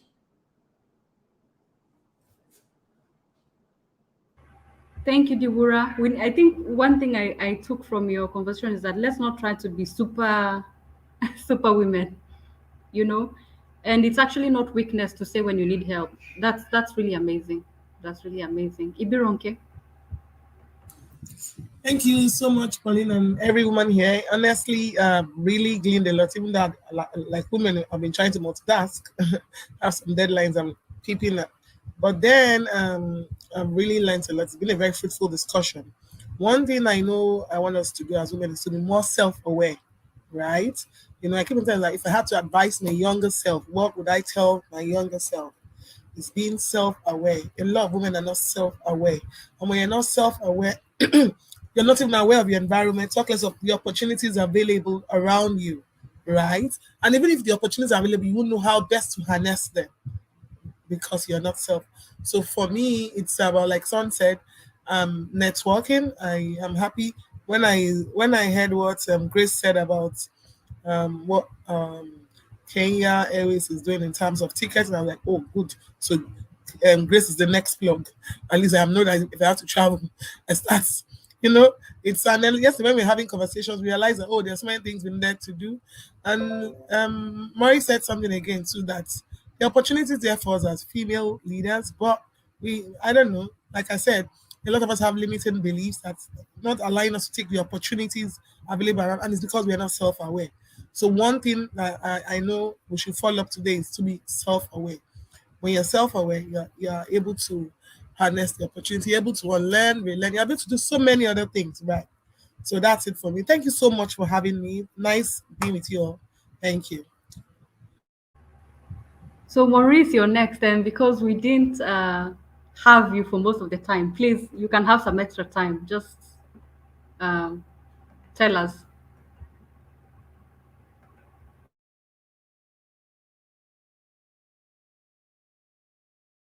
You're muted. Oh, sorry. I was saying thank you, Pauline, and thanks to all of the panelists and the discussants for the incredible conversations that we've had today.